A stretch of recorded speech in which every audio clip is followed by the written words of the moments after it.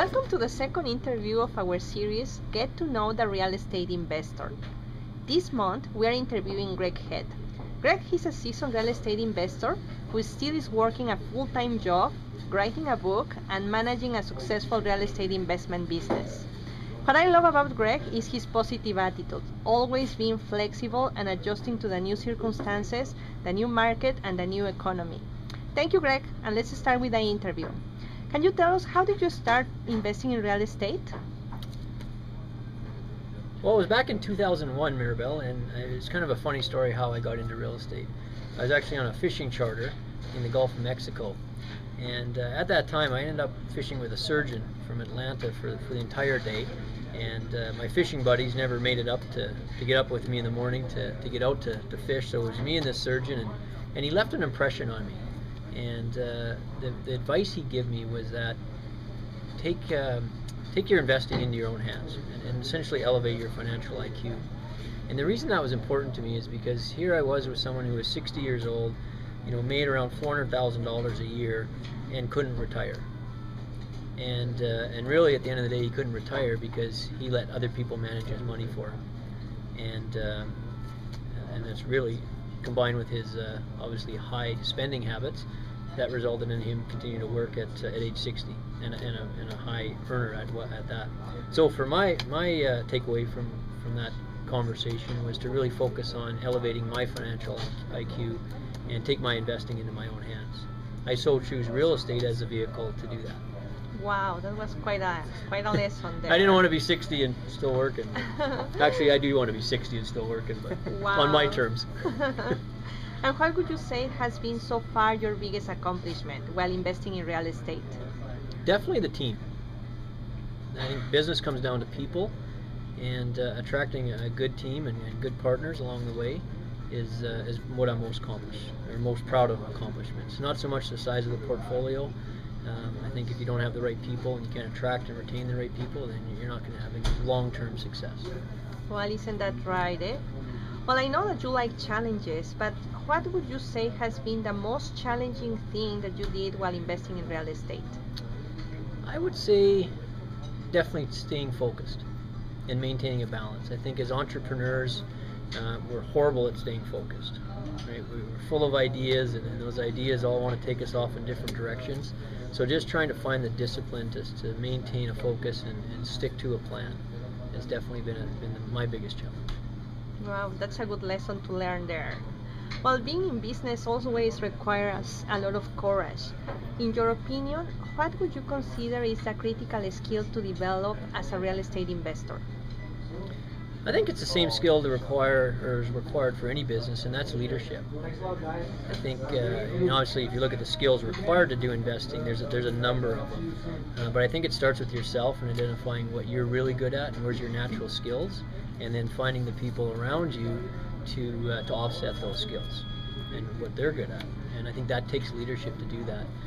Leadership also shows up when it comes to negotiating and finding deals and finding properties and just building a relationship with people. To me, that's the most important skill. There you go. So in these uncertain times, for sure there are opportunities for those who can seize them. What opportunities do you see in the current market? Well, it's a good conversation that we just had not too long ago over dinner, but this is a great time to be investing in real estate. And I say that because real estate is all about a cycle. And in Alberta here, where we're at, we've just come off a boom that ended in 2007. Edmonton, for example, 50% appreciation in 2006 alone. And that obviously can't last forever. And a lot of investors, unfortunately, get into real estate because it's sexy when the boom's on, and there's lots of money to be made rather quickly. The unfortunate part of that is some people get too carried away and find themselves in a lot of financial trouble when values start to fall and what we call the slump emerges. So right now, we are in a slump. We're recovering from that boom that happened, and now is a great time to be building a portfolio. Any great investor is a contrarian investor.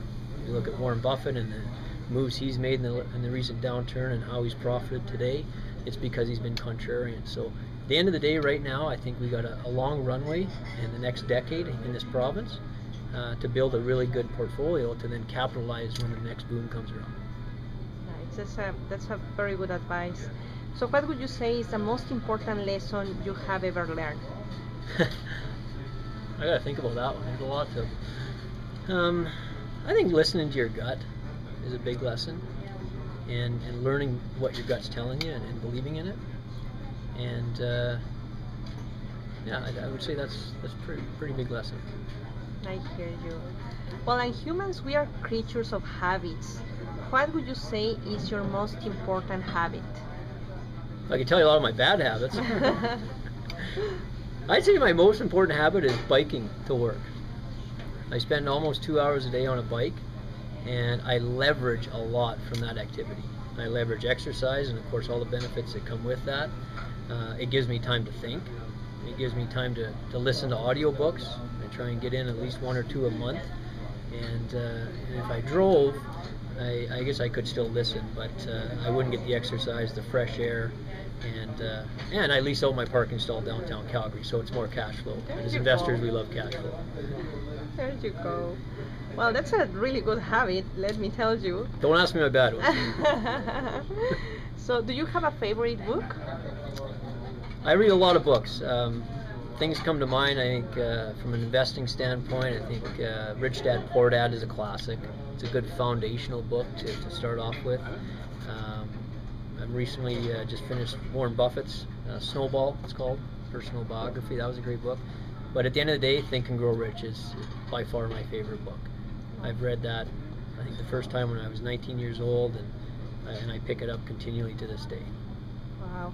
And I know that you are writing a book right now. Can you give us a sneak preview of your book that is coming soon? Well, the book's called Secrets of the Real Estate Cycle. And really what the book is about is how to be a strategic investor.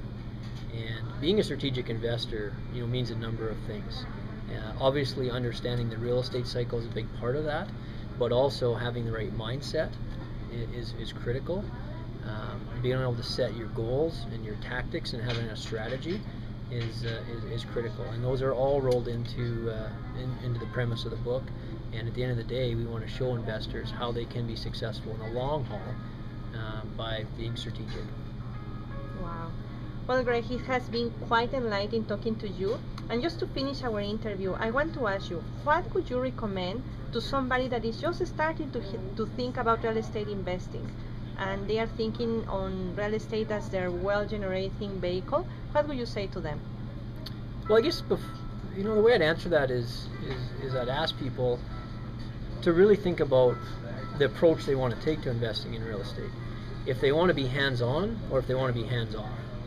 If you want to be hands-on, you got to be realistic about the work and the effort and the hours and the commitment it takes to actually be successful at that. And if that's for you, and you have a passion towards it, then make sure you start off on the right foot. Get yourself educated, right? Learn what opportunities are out there, and then take a step back from that and make a plan. I think so many people, and I see this in real estate all the time, is they're seminar junkies. They go to seminars and they don't take a step back and plan and think about, what kind of team do I need to execute? What kind of resources do I need? How am I going to obtain those resources? Right? And the people that do take the time to plan are always more successful than those that don't. On the other hand, if you decide that you want to be hands-off as an investor, my suggestion would be to really find some good partners that are hands-on. Whether that's a joint venture relationship or investing in REITs or more larger institutional vehicles. The bottom line is do your due diligence and find some good partnerships that you like, trust, and respect. There you go. Well, Greg, thank you very much for your time. As usual, it has been a pleasure talking to you, and hopefully you enjoy this interview as much as we enjoy putting this together for you guys. Bye for now. Thanks for having me. It's a pleasure.